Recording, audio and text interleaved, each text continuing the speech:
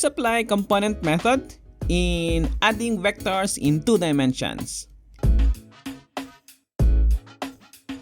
I will be assuming that you are a master of solving the resultant vector of 2 vectors that are perpendicular to each other or the angle is 90 degrees. Therefore, using the Pythagorean theorem is an easy task for you. I am assuming as well that you know how to use the trigonometric ratios in finding angles for you to be able to identify the proper direction of the resultant vector. Now, if you are struggling to do these things, I recommend you to pause this video and click the link in the description below to watch the video on how to add vectors in 2 dimensions. Let's look at the journey of our little boy because this example will help you solve problems that have more than 2 vectors with angles that are not 90 degrees. Let us list all the vectors involved in our problem. My example is displacement, but you can apply this to other vectors as well. The first vector, let's call it vector A, is 10 meters to the east. Second vector is 5 meters, 40 degrees north of east. If you are having hard time identifying the direction of a vector, just plot it in an x and y coordinate system to help you see the direction of the vector clearly. Vector C is 6 meters north and vector D is 7 meters, 30 degrees north of west.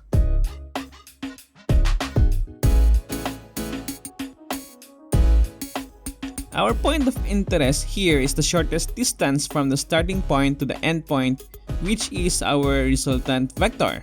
Now, you can also plot all these vectors in our coordinate system, where we can place all the tails of our vectors at the origin point of our coordinate system.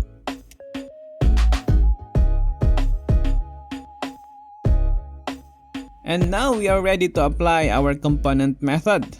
When we say component method, we are actually breaking our vector into its x and y components.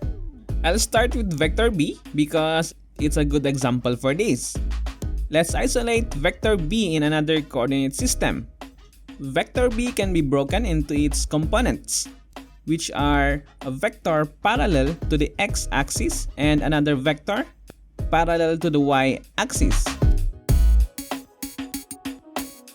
The process of breaking a vector into its components is sometimes called vector resolution. The original vector is the hypotenuse of a right triangle. The x component of vector B is found by multiplying cosine theta and the original vector. The y component is sine theta times vector B.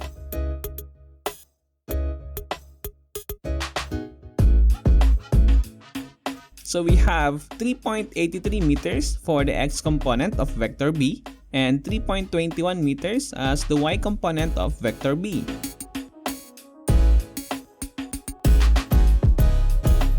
Vector B is located in the first quadrant of our coordinate system.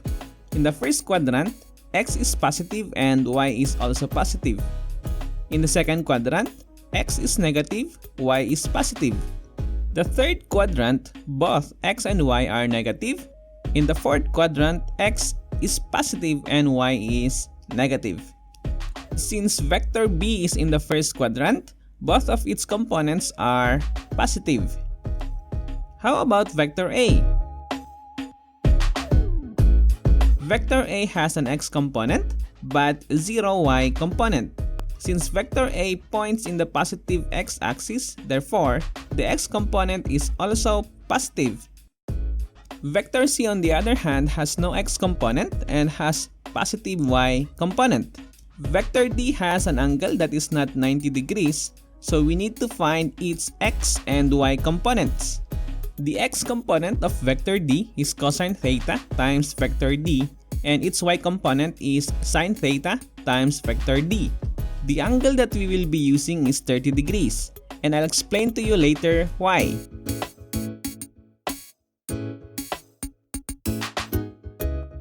Since vector D is in the second quadrant, x is negative and y is positive.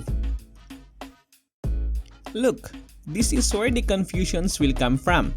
What angle should you use to compute for the components? Is x component always cosine and is y component always sine? Well, different person will give you different answer unfortunately, but this is what I usually do, which you might find easy. Say we have vector f right here and the given angle is right here, which is 60 degrees. Since I always want to use cosine for the x component and sine for my y component, then I need to consider the angle that is near, attached, or adjacent to the x-axis. But you might say that there are other angles that are attached to the x-axis, just like this one.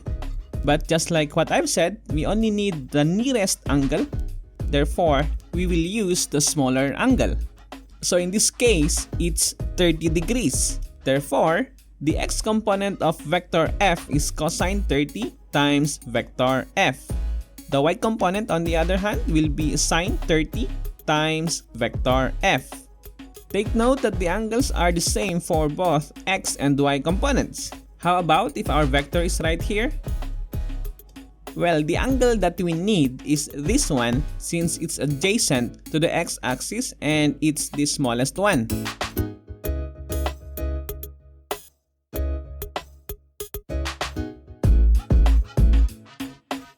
How about if our vector is right here? Then, this is the angle of interest so that x component is cosine and y component is sine. I hope that this is clear, but do remember, there are many ways to find the components and you will discover that as you learn deeper physics. Now to continue our solution, the next step here is to add all of your x components together as well as the y components. This x and y will be our new vectors. Our total x component is positive, which means it points to the right if you will represent that using an arrow. The y component, which is also positive, meaning it points to the north this time. Remember that if they are negative, we need to take the opposite directions.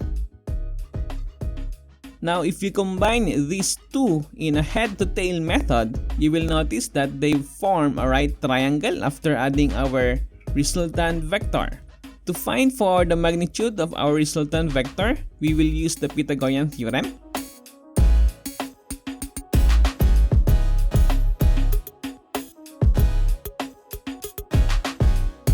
So the magnitude will be, for the angle, we will be using tangent function. By now, this should be an easy task for you.